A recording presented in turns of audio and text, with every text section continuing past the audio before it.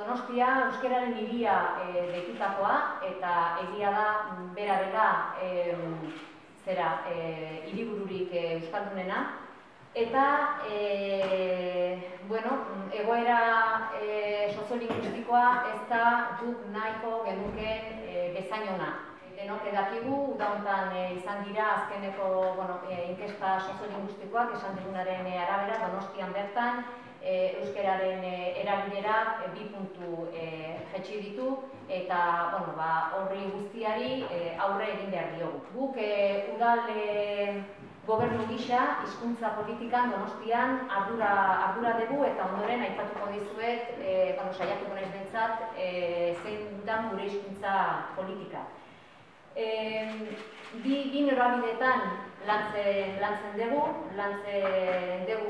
administrazioa euskalduntzen eta lantzen dugu ere bai jendartea, kalea, hiritarra euskalduntzen. Hizkuntza politika eraginkor bat izateko aurrekontua ere behar da. Eta horri buruz, esan nahi dut, 2012ko udaleko aurrekontua 110% jaitsia izan da 2011koarekiko euskara zerbitzuak eutsi egin diola aurrekontuari. Duko kideak euskaldunak gerala, gure eguneroko jardunean euskara erabiltzen dugu eta euskara lan hizkuntza bihurtzen ari gera, bai gure bileretan, bai udaleko organoetan, izan udal gobernu batzordea, batzorde informatzailea, udal batzarra eta lantaldea, gure prentsaurreko agerraldi eta prentsa oharretan ere bai, euskara lehentasunezkoa dugu, gutxienez gazteleren pare erabiltzen dugu eta hainbatetan euskara hutsez ere bai,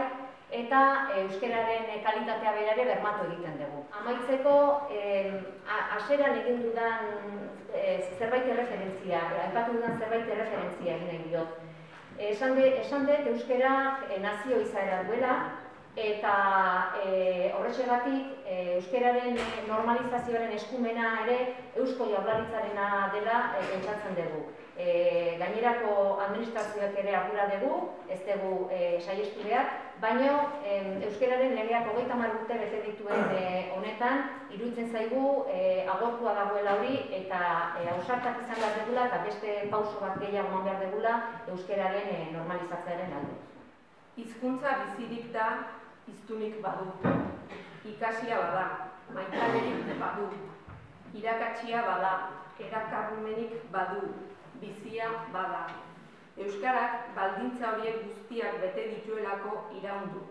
Baina zein da bere etorkizuna egungo mundu eleanitzean? Guk, Donostiako sozialistok, euskararen ezaguera, erabilera eta normalizazioa bultzatu ditugu eta bultzatzen jarraituko ditugu euskara edozein hizkuntza bezalaxe komunikazio tresna baita. Eguneko jardueretan modu naturalean erabiltzea lanean zein kalean, lan hizkuntza zein amodio edo legatzeko hizkuntza izateko, betiko jolasetan edo internetekoetan, euskararen erabilera sustatzea eta indartzea da gu guztion, erronka nagusia. Eta hori ez da lortzen inposaketa legalaren bidez, erabaki unilateralen bidez, gure gizarte anitzaren errealitaterik kanpoko neurren bidez. Botere publikoek eta Donostiako udala badu oraindik ere zeregina, ongia, hori ez dugu zalantzan jartzen, baina ez bakarrik erakundeek. Euskara ezagutzea eta normaltasunez erabiltzea Euskadik 2 hizkuntza ofizialak dituen heinean erantzukizun personala ere bada. Baina ikusten dut daukagula gakoa arazoa, baina baita ere erronka. Erabilera nola areagotu, nola zabaldu eta gakoa, arazo eta erronka horri guztiok elkarlanean eutsi behar diogu ez alde bakarretik Kontsentsua eta erakundeen eta giza eragileen arteko akordio zabalak eta sendoak landuz. Ez dago beste biderik. Euskararen normalizaziorako politikak beti eskatu eta lortu duen bezala orain arte. Horretan, bidelagun izango gaituzue. Esan baino lehen, udaleko talde popularreko kideok beti egin dugu euskararen alde eta egiten jarretuko dugu. Izan ere, gure ustez, euskara zaindu eta babestu behar dugun altxorra bat. Are gehiago, euskara guztiok naturaltasun handiarekin erabili behar dugu altxorra dugu.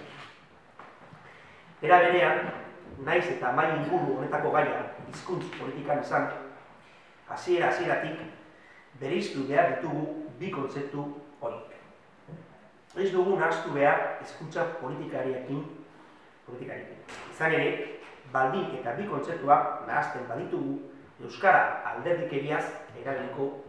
Udaleko talde popularreko kideok euskara erabili eta sustatu nahi dugu. Baina beti ere, euskararen erabilera norberaren aukera izanik. Hau da, inposiziorik gabe. Bestela esateko, euskara Euroko hizkuntza zaharrenetakoa denez, elkarren artean komunikatzeko erabili behar dugu. Eta ez, inposatzeko edota alderdikeriaz erabiltzeko. Nerea ipini du mahai gainean proposamen asko, euskararen alde, eta bera badaki ere guk elkarrekin lan egin dugu da, eta proposamena alde ere gure aldeko botoa. Eskerrik asko. Gure artean 6 zinegotzi baldin bagara 5 gara euskaldunak, batek ulertzen du, baina ez daki txintxo euskaltegira joaten da, ez du klase partikularrik euskaltegira joaten da bezeko 8etan, eta beste bi aurrelarik ere euskarazko klaseak hartzen dituzte duten euskara maila hobetzeko. Hortik aurrera, Donostiako euskara zertan den, Nereak oso ondo esan du, poliki, baina ezagutza gora egiten ari da, erabilera ez. Eta erabilerak eskatzen gaitu, nik uste guztiok aitortzen duguna da. Eta alderdi horretatik nik aitortzen diot Bilduri, lehen dugunean Euskararen aholku batzordean aipatu zituen egitasmoak eta hemen ere aipatu dituenak, erabilera sustatzea aldera egindako proposamenak eta egindako lehen urratsak direla. Eta onartu behar dugu, eta nik uste dut horretan guztiok ikasi dugula dagoeneko nahikoa. Behar bada orain dela 30 urteko amets, ez dakit gaurtik ikusita ameskeria esatean nilegizkoa ote litzateke, baina 25 urtean edo 30ean herri hau euskaldunduko genuela pentsatzen genuen behar bada ez genekin oso hori zer helburu jartzen genion geure buruari. Gazteak, haur eta gazteak gehienak 75 edo elebidunak ditugu, Gipuzkoa baten gehiago, Donosti inguruan ere bai, baina zer gertatzen da, horietatik erdiak ez dute etxean ikasi euskara, eskolan ikasi dute, eta eskolatik ateratzen direnean inguruan ez dute sarerik euskaraz egiteko, ez familian, ez kalean, ez askotan lagun artean. Eta horren eragina nabarmena da. Eta nik uste dut horretan zintzoak izan behar dugula. Benetan, eta nik sinisten dut jende asko gaudela euskararen alde konprometitua, euskararen erabilera sustatu nahi duguna, eta zintzoki aitortu behar dugu hori ez duela dekretu batek edo lege batek konpondu. Hizkuntza politikak gizartearen atxikimendua behar du.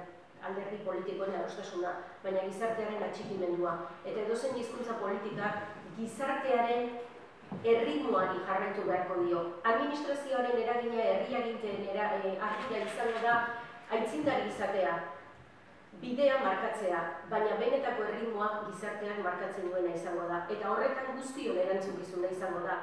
Oraindik ere, berriro esango dut, zintzoak izan gaitezen, produkzioa, kontsumoaren oso aurretik.